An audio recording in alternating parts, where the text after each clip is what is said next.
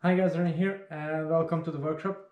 Being a time trial specialist, aero helmets are very important for me and for my aerodynamic performance.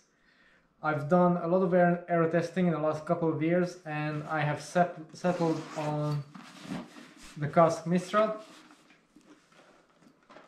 which looks like this. I get tons of questions about this helmet because it's not so well known. POC makes the Bambino, which is very popular. Also not a very fast helmet. This one though is super fast, at least it is for me, and if you ride in a low head position.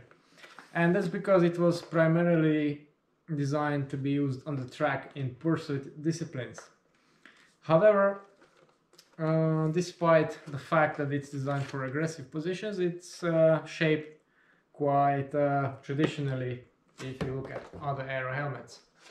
But I like it a lot. It's a very nice helmet to wear. It's comfortable, pretty well ventilated, and it's light. At 300 grams it's not a lot heavier than a normal helmet, so that means it's easy to hold a position for an extended period of time, which I did. For example, in my Ironman relay race that I've done this year, I used this helmet. It was hot, it was long, but it was fine.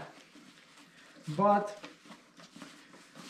me and I would guess a lot of other time trialists have been eyeing the POC Tempor for a while. Now this is actually quite an old helmet. It was designed, if I'm not mistaken, for the 2012 Olympics on the track again, for the Danish track team, and it didn't become very popular, so they discontinued it after a year of sales. But Workshop and Dan Bigham brought it back, and now it's living its renaissance basically. It also means because of the demand, POC has started producing it again, and I have a connection with POC as a dealer, so I managed to get a couple of pieces, including one for myself. So let's have a look at this very unusual looking helmet.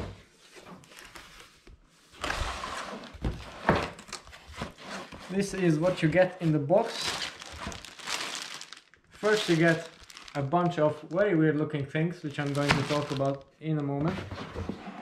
And then you have a super weird looking case. This is actually a proper hard case to protect the helmet from transport damage.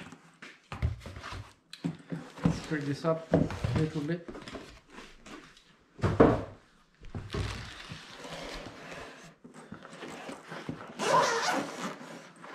This is very nice indeed.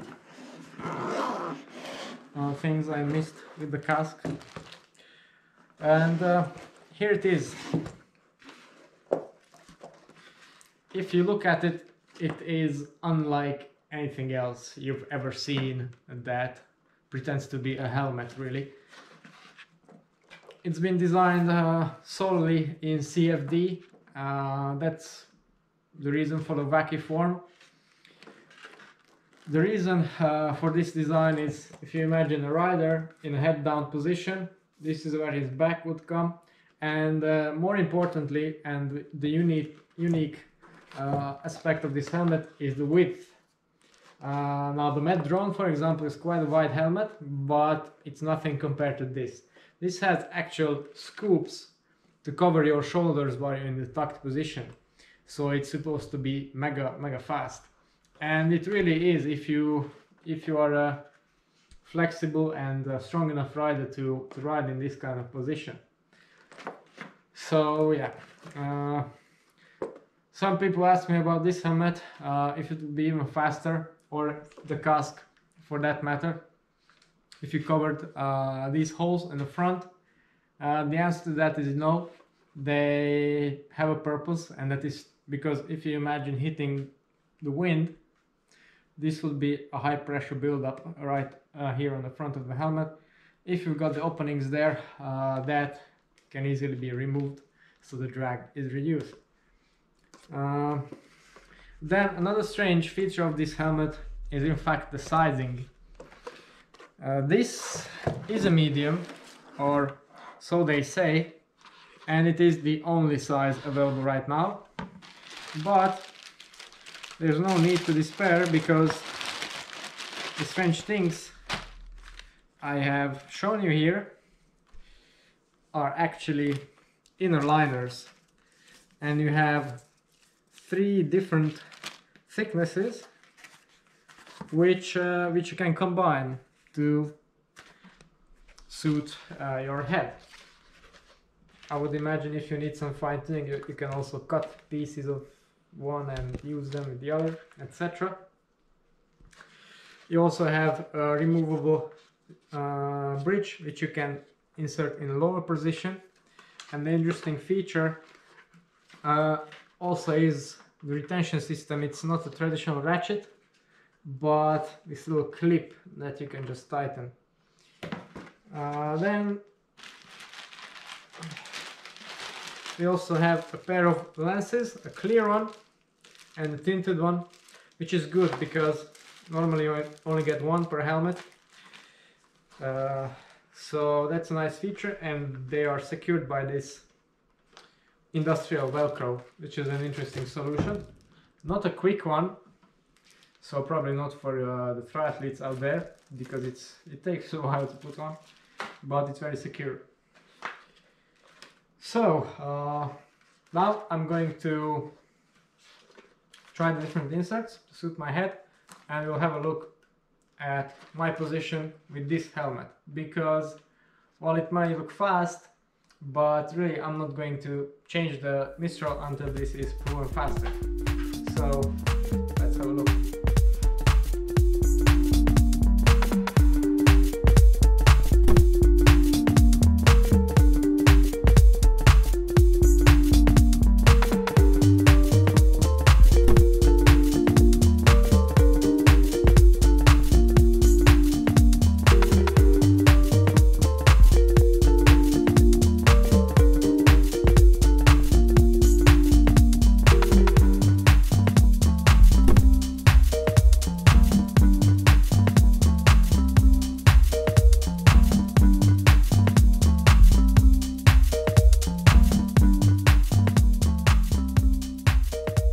Okay, so now I'm fully kitted up in my custom no pins flow suit, which, by the way, some of you have asked about this, but you can buy it in this design yourself.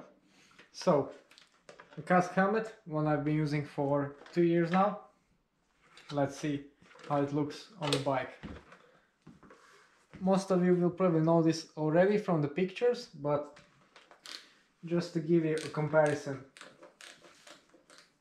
One thing that's important with this helmet, because it's quite hard to keep the interaction between the back and the shoulders and the tail, is to wear it slightly tilted up like this. It looks like a dork when you're not on the bike, but as soon as you hop on, it becomes obvious.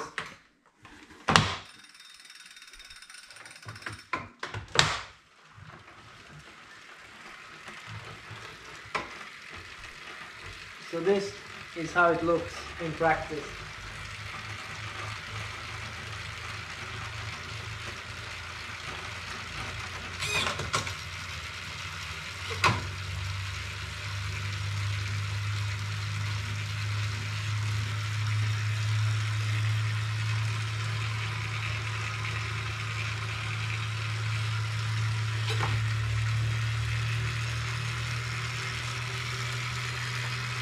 You can see the gap is now minimized, but it takes a lot of practice in this helmet, so you can actually ride like this, and you need to keep your head really low. Fortunately, I've been able to train this quite well.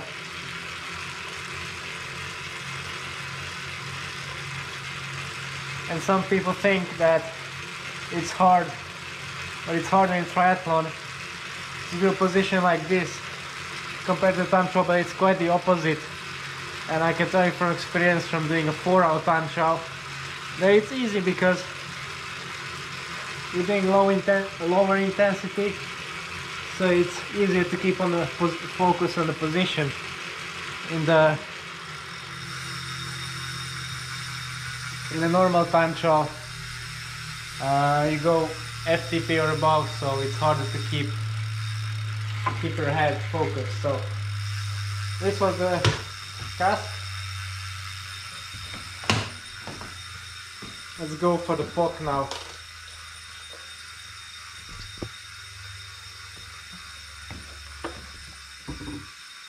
Quite a big difference in shape.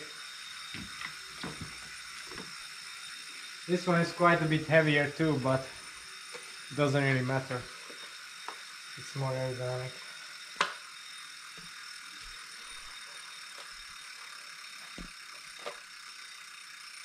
Nice snug fit now with the inserts installed.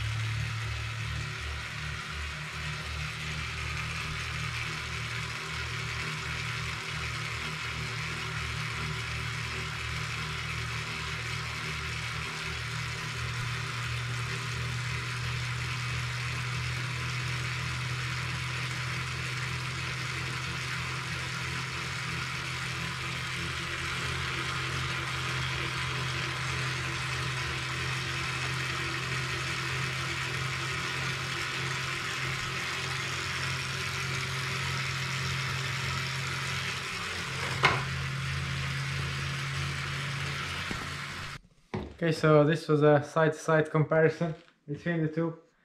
This also, you have to really be focused to keep the helmet on the back of your back, and I feel that it works better if you tuck your shoulders up to get them underneath these flaps.